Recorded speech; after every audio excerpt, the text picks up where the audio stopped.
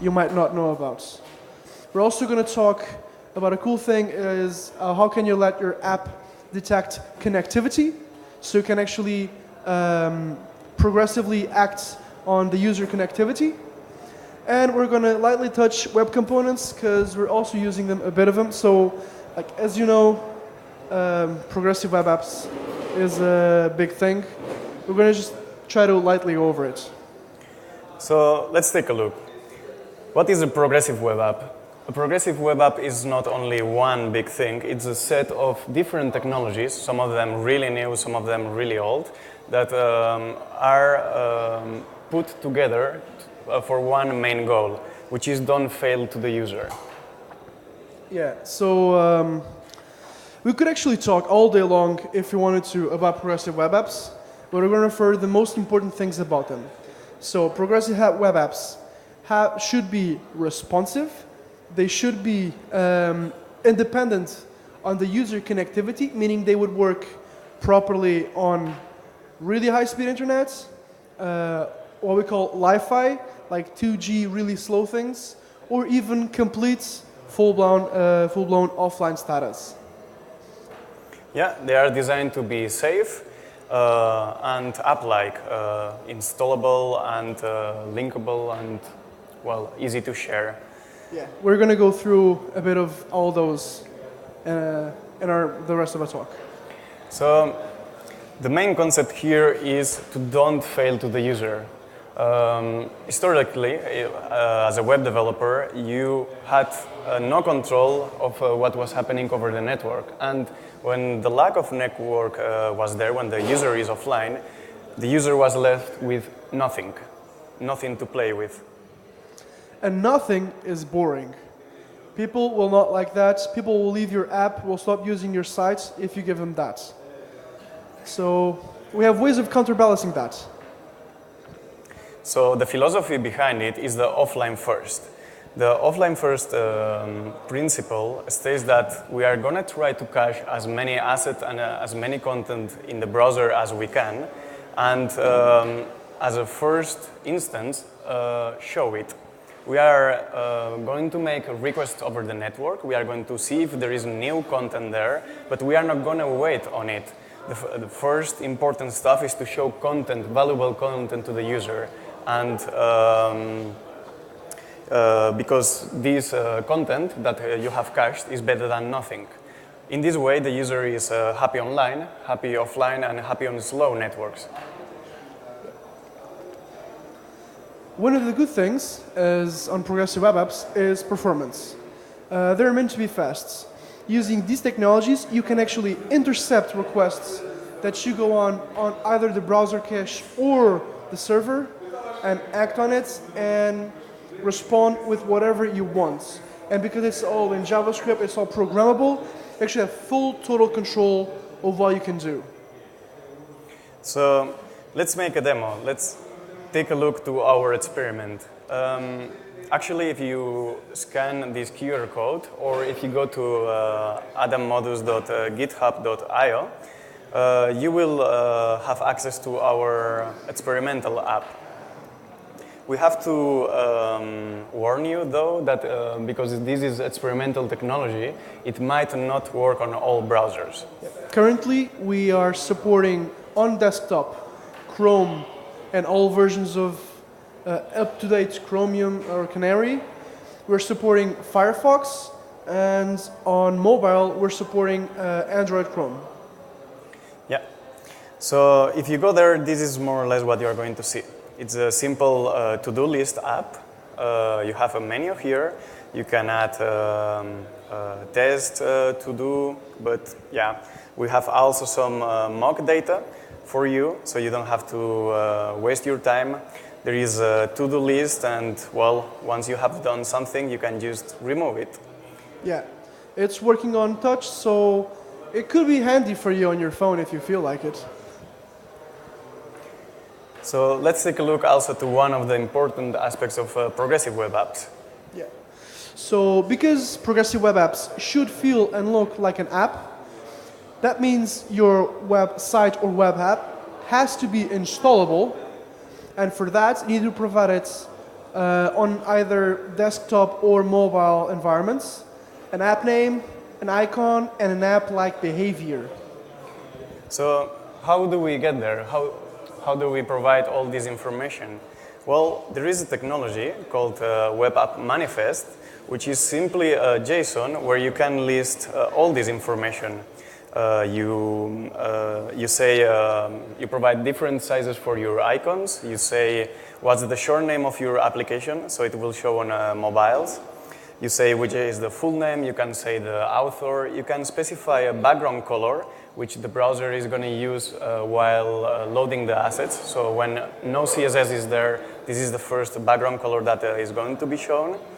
And where shall our application start? In our case, the index HTML. This is not all of it. You have many, many more properties. Like if you are a game developer, you can say that your application has to be used only on portrait mode. So if you rotate your device, it won't rotate the browser. The Web Map Manifests, when completely done, it can actually give you full total control of your mobile app, making it feel and work like a proper native app. You can see just on the video just a little bit of a small demo of our app being installed and working as a progressive web app on a mobile phone, actually my phone. And the state of the art, can I use Web App Manifest? Well, this is a work in progress, it's a draft for now, and the main support is on Chrome. Firefox, I think they are not supporting it yet. So be aware that it's not something that you can put on production today and expect all your users to have. Yeah, even the specification is not completely finished, so it might even change in the future. So yeah, keep in mind and keep up to date with the site. So let's take a look to one of the core technologies of progressive web apps, service workers. Okay, so what are service workers first? Service workers are actually a specific type of web workers made to work just with offline status, to handle offline status. They can cache your assets, they can give you a lot of control, and since they're JavaScript, you actually have complete control, like I said a while ago, to do whatever you want with the fetch requests and all that. You could even, if you want, always return a offline status web page to the user. It's better than nothing. It's better than what we call the white screen of death with the T-Rex. Yeah, so this is a core technology and is really important and really exciting. And while learning it, I was on Udacity on a course, and I saw one video that the people of Udacity made to show how important is this technology. So why not? We are going to play it. Not only how important, but also how cool it is. For too long, users have been left staring at a white screen. For too long, they've been let down by the cruel seas of network connectivity. And for too long, we've been powerless to help. We've been left waiting. But no longer. A new browser feature has arrived. A total game changer. A feature that lets you control the network rather than letting the network control you. Who is this new feature? And what promises does it bring? Introducing the service worker. Get excited. Okay, so I guess the next step is to show me a hello world. Yeah, like all programming first baby steps. So we prepared something here. This is going to be our demo scenario. We have here a small Node.js server serving our assets. And while we load our application, it's going to register what are we requesting over the network. So if I do a refresh now, it's going to show all the CSS, JavaScript, SVGs, and anything that I request over the network. As a hello world, we placed a simple interceptor that what it does is really nothing. It gets any network request that you place on the browser, and it shows you some stupid content. So if I reload now this page, it just shows an SVG, and well, it shows that we don't have, or we might not have, internet connection. So actually, if now I stop the node server and I reload the page, the content is still there. It only complains that, well, the browser cannot find the network there. So let's start again our server. Okay, so I guess the next step is to tell how to play with service workers, how to develop them. In Chrome, you got a Chrome service workers internals page that allows you to inspect the code of the service worker, so you can debug it on the Chrome DevTools. But also, because the service worker gets installed in the browser, you can stop it and also unregister it. So when you change the code of your service worker, you can get the new instance installed. Yeah, like we said a while ago, full, total control of everything. Okay, this was a nice hello world. Let's see a bit more about service workers.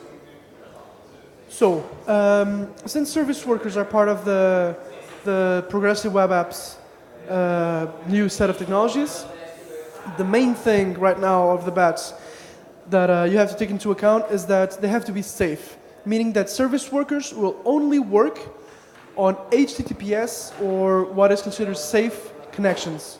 Other than that, of course, when you're experimenting, it will work on localhost, but if you're trying to make a public website, it has to serve HTTPS. Other than that, you can see actually a little snippet of code here of us registering the service worker on your browser. And keep in mind, we are adding the scope. And what is the scope? The scope should actually match the service worker location and is going to tell the service worker we are registering what file system path does he have access to, so he can cache files or assets under that file system or file path. Meaning that with this, you can actually have, if you want to, multiple service workers, each of them specialized in a different part of your app, if that makes sense to you. I'm not to judge. So you can see that you define what should you cache in a really simple array of assets that are under your scope. Yeah. And well, service workers as itself, as a web worker, it has a life cycle. Mainly the story here is that when the service worker gets loaded, it tries to install itself and start looking for other active service workers. When the service worker is sure that the other ones are not intercepting the network calls or requests of the browser, it gets activated. When it gets activated, it checks for old caches and try to load all the assets that it has to load. It makes sure that it's up to date and that you have the last content. And then it gets activated and idled. So it means that any request the browser makes over the network, it can be intercepted and it can be replaced with content that we have cached, or we can cache new content. Yeah, that is actually the main life status of the service work in which it will spend more time. Other than that, you can actually manually, using code, terminate your service worker if you require it by any chance. Or also, if the service worker is not doing anything anymore, the browser can choose to actively terminate it at a point in time and resuscitate him when required. Yeah. You can also get an event that your service worker is not going to get activated because another service worker in a more important path is replacing it. So let's take a look a bit to the code. Let's go to our index and use our created service worker instead of the hello world. So mainly what happens here is a feature detection. We detect that we support service workers, and then if we look to the service worker file, it's just what we showed previously. It's a list of assets to be cached, and there is a specific event that we are going to take a look to. That is when we fetch over the network, see if the cache match. So if we load this service worker in our web application, what we are going to see is over the server that first we downloaded all the assets like we would do normally, so all the style and everything, and then at some point the service worker was served over the network, and we detected the support on the browser, we registered, we installed it, and we activated. And when the service worker got activated, what it did is make sure that it has the last resources. So the service worker itself went through this list of assets to cache and made sure to ask them to the server. This is only happening the first time because now we install it. So if now I clean the terminal and I reload our web application, everything is cached, everything is intercepted, but the service worker itself. The service worker is always being requested to the server for a reason that we will show you in a bit. Mm-hmm. So what we can see here is also this event, the fetch event. So what happens is that we get a network request, and we are going to ask to our cache, do I have this resource? And if so, we are going to load it from our cache. If not, we are going to preemptively cache it. And this is what you can see here in the yellow service worker console log, that we intercept the assets, and because the cache was hit, we are serving it from the cache.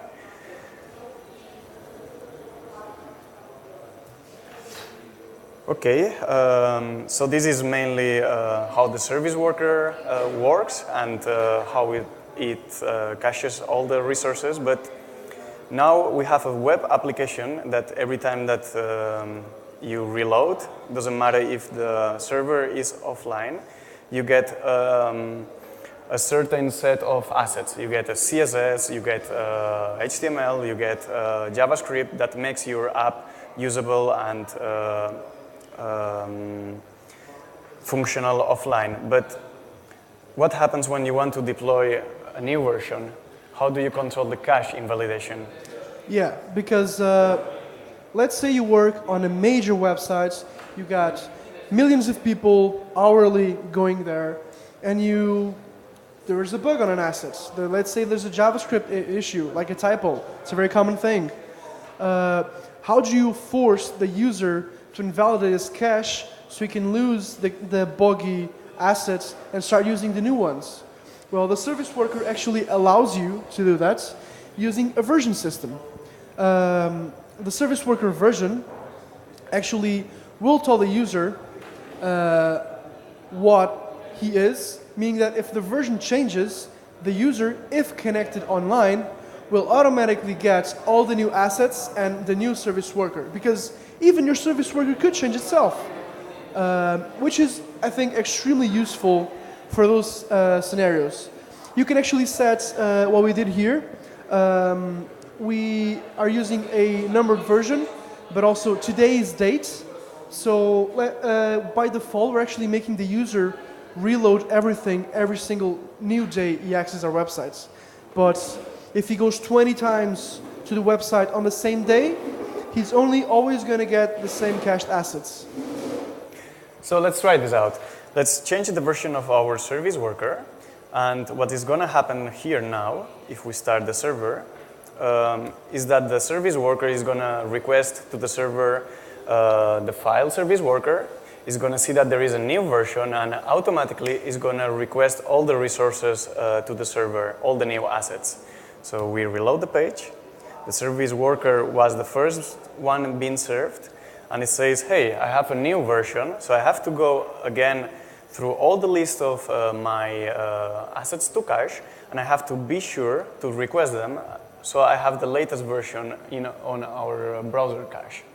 Making sure the user is always up to date when you want him to. Okay, as an endpoint for service workers, let's take a look at the current state. This is a finalized standard. Chrome and Firefox support it and is implemented already. Microsoft is implementing it, and WebKit is also promising to implement it, and they are working on there. Yeah, also, that's nice. It's also working on Android and Chrome on Android, which is also pretty useful already. Okay, let's move on to our next technology that enables progressive web apps. Okay, so on our app, we're using something called IndexedDB. We found it actually to be a very nifty little browser feature that a lot of people don't know about, and we want to share our thoughts about it. What is IndexedDB? IndexedDB is actually a real database on your browser. It is made for document storage, and is actually a very, very good alternative to a lot of the local storage abuses, because throughout the years I've been seeing people use local storage for everything they want to store. And local storage is just a key value storage system. And while IndexedDB is actually document oriented, meaning you have a lot more freedom in what you want to actually save there, but much like local storage is public.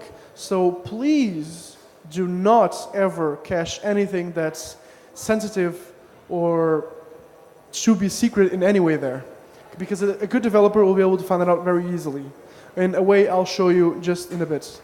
IndexedDB will allow you to perform CRUD operations, and much like what we call normally a proper database, it actually allows you to set up a data schema and add indexes to perform faster queries. So you can actually have several thousands of documents there, and if you have a proper data schema and indexing, you can actually make it extremely fast, so you can always keep the user as not waiting for anything. Also, a really nice little feature, it supports database version upgrades. So let's say you're developing and you just change your database schema for something that's much better and faster because business changed. Well, there's ways of going around that and making sure that your website is always up to date and will not fail on any instance. And in our particular app, we're saving the to-do and the little information you see on our little to-do lists, all on IndexedDB. Yeah, so as you can see here, if we show some mock data, you will see the new assets being created. And if you go to application and you take a look to the IndexedDB, you can see there our to-do items. Yeah. So you can always manipulate it, clean, or see what's happening on the IndexedDB of your browser on the Chrome DevTools. Yeah, also keep in mind what you're seeing here is not all of the attributes of your documents. It's only the attributes that you're set as a key path, meaning you have to be unique. You're also able to get information here and perform queries here. So once again, keep in mind, do not store sensitive information here, because I can just go on Chrome DevTools and look it up. Yeah. Okay, let's take a look at the state of the art of IndexedDB. We can see that is a really mature technology. It's supported mainly everywhere, and this is going to be the future technology of how to store user information on your browser. Because there have been over time many other technologies that allowed you to store information, but the browser makers couldn't not agree on what to which technology to be standard, or they were not future proof. Yeah, being such a mature technology, it actually exists more time than you probably think it does. So do not feel afraid of using it. It's actually pretty simple, and it works really well on a lot of devices. Okay, so let's move on to the next topic, detecting connectivity. And here, while developing our experiment, we found out that a lot of browsers already have a flag called a navigator online and event when the browser goes online and offline. But this, for some makers, is deprecated. Some are not going to implement it anymore for one reason, and is mainly that they cannot agree on what's happening on how to detect that the browser is offline. You could be connected to a Wi-Fi, and this Wi-Fi don't have internet access. Or you could be or connected to an Ethernet and, or to a GSM network without actually data in it. You can even have internet and the server you're trying to access is offline, and that's still kind of an offline status for your particular app. So what we implemented as a first approach is an event listener that is going to listen to these events and notify to the user when it goes offline. So for instance here, if on the network I faked that I'm offline, the user is going to get a notification, oh, you got offline. And the status text is going to switch to red. If I go again online, we are going to notify, okay, you're online again, safe to go, and the text is going to become green. Yeah. The big UX design pattern to follow here is always to keep the user up to date on what's going on, what your application can do offline, and what's going to happen when the user gets online again. For some applications, you will have to leave the user without not much functionality, and you can provide them with maybe a crosswords game like the Guardian UK is doing. And for others, you can just show the cached information and update with the newest information when you go online again. Yeah, it is part of the offline first attitude that we talked about. And as you can see, telling the user something when he's offline or online, notifying him, tends to be very, very useful information. And it will always be better than not telling him anything and just the browser or the website start acting weird or buggy, or because the user doesn't know. Maybe he could maybe not know that he's offline, and telling him of that is typically very, very useful. But this is not enough. In your application, you have to look for network failures or for a long network delay. Because imagine that your cell phone is connected to a Wi-Fi, but the Wi-Fi has no internet, or just the GSM connection is really, really slow. Yeah, like you're in the middle of the ocean. Yeah. So one approach to take here is try on the AJAX request to load a resource, and if it fails or if you have a timeout, try it again. And probably if this fails, you are offline or you are having connectivity issues, so you can already notify the user something's going on with your connection. Don't worry, you can do this offline, and when you are online again, we will take you to the full functionality again. Yeah.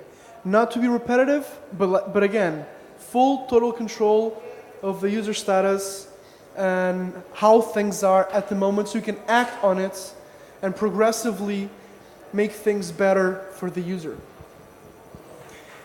And a bit the state of the art on the events when the navigator is online and offline. It's really well supported, but some browser may stop implementing it as Microsoft considers that is a deprecated technology. Be careful.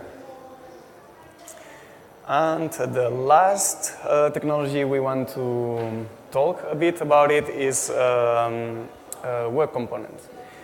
And web components are not only, again, one technology, it's a set of technologies that allows you to create your own HTML tags to modularize and express better with the syntax what things are. So in our example, what we did is for the to-do card, we created a web component for it. So if you look to the HTML, the tag for it is to-do card, and you can, via attributes, provide the identifier, the text, the title, and anything that you need. This is really cool because how it's implemented is just a class that is going to be your new web component that extends directly from an HTML element. And in our case, what we do while initiating this element is we check for the support of Shadow DOM and the support of template. And well, if Shadow DOM is not support, which is the case of Firefox, if you don't enable the flags, we are just going to load it from a template and show it as a HTML element. Meaning that if you act on it, you can either implement the web component using shadow root and all the cool new tech, but if the browser does not support it, you can actually make it work as well, just not using all the cool new tech, but still working for the user, no loss of features, no loss of functionality. Yeah. One last thing I forgot is in application tab, you can actually see the information about your manifest. You can see what you are providing in your manifest JSON. So all the icons that you're caching, the name of your application, the short name, and any tag. Also, for the developers using service workers, you can go to your console and you'll be able to see and test things on different contexts. So here on sources, where did you get we should change the contexts. On here, you can actually change the context of what you are. So this is our web worker. So here I can test all functions that are available on the web worker and debug or do whatever I want. And with this one here, I can go into my service worker and actually tell me that the service worker is installed already. Meaning that even for debugging purposes, at least Chrome DevTools, which is our main tool right now, supports this completely, and you have actually no problems debugging or testing parts of your app using this tech. Okay. Well, taking a look to the support again of web components, you can see that there are a lot of technologies there, and all the browsers have their own roadmap. So if we take a look to the Mozilla page, you can see the specific technology that, as I said, is web components and the status of it. And you can click and go to see what the browsers are implementing and supporting already. Yeah. Also, in webcomponents.org is a great page to see also the browser support, and to get all the polyfills that you may need today to make web components work everywhere. Yeah, keep in mind that web components, like Anthony just said, is not just one technology, it's actually a set of different things. So part of your web component might work, part of it might not work. Use that Mozilla or any other website, it will give you an up-to-date status on how things are implemented and supported. And it's actually a big, big world for web components. Much like progressive web apps, web components are a big thing. We could make a day-long talk about web components and a day-long talk, or maybe even more, about progressive web apps. We're just barely scratching the surface. There's a lot of cool things there. There's a lot of cool things to explore, to try out, and to make, just create things with it. So we are heading up to the last slides. Are there any questions?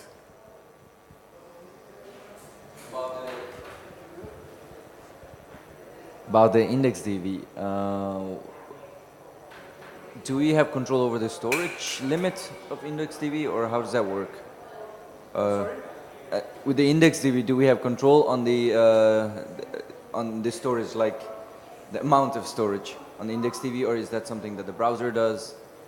There are some properties that you can read on the browser, and you have some warnings. You can listen to some events that will tell you that your space is getting up, and I think the specification has a max limit, but I don't remember exactly which one it is. But on mobile browsers, the limit is lower than on desktop, for instance.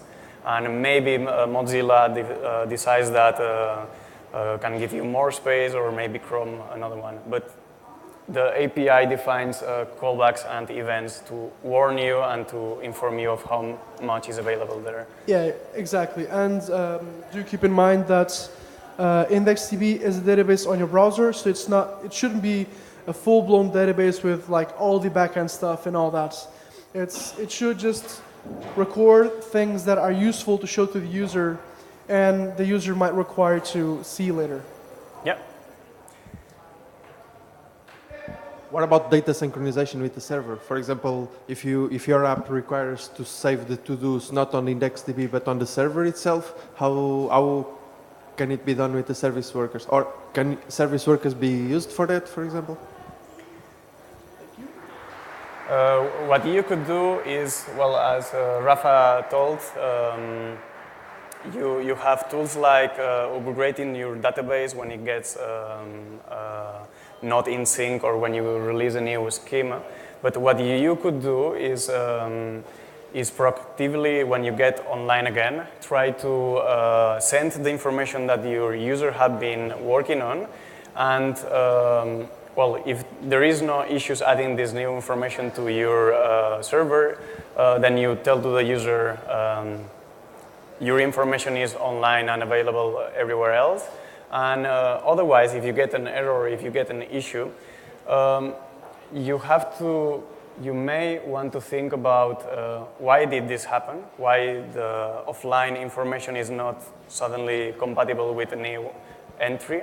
And could happen that applications like Twitter say, I cannot determine which tweet should go before or after, and ask you what to do, or tell you that, sorry, we cannot update the information, it's not compatible with what we have online, with what somebody else was working on online, and your changes may be deleted, so you will have to rework on it. This is the worst case, but that you should avoid. Yeah. A TLDR kind of thing for that would be on your service worker, you can, on the browser, act on the on-online and on-offline events. So when the user loses connectivity or gains connectivity again. And with that, you can do something with your service worker or with the browser itself with your JavaScript. With the service worker, you can act on updating the service worker version. So like we talked about a little bit ago, it'll recache all the assets when that happens. On the IndexedDB, you can also upgrade the IndexedDB version, meaning that it will run a specific event which is on upgrade needed, And you can, and on that happen, create either a completely new one and set your new data schema and copy information from the old one to the new one, or even change the current one as well. And that's possible as well. So yeah, those are like the keywords: the on-online and on-offline events, and the on-upgrade needed events on the database for your reference. Any other questions at all? No? Well, Okay.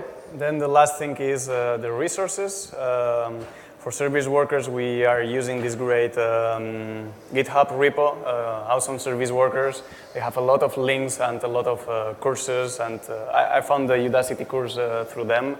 And they have a quite active forum discussions about what's the way to implement things, what are the cache strategies to go for a certain application, and things like that. We are sharing our experiment on GitHub. Yep. And we are also going to share the slides soon. Yeah. Also keep in mind, this app that we just made and show is only using a very, very simple Express node server. And every other technology we're using is completely web native. We're not using any SaaS, we're not using any framework, any library. We want to make it as simple as possible for you to learn. So don't be afraid. Go there, check it out, clone it, tweak it, change it. Submit pull requests to me or to Antoni. We'll deal with it. Just use it to learn, and it's a sharing tool. Yeah. And well, to the last slide, thank you for being there, and to Pixel Camps again to giving us the opportunity to talk here. And we hope you had a good time.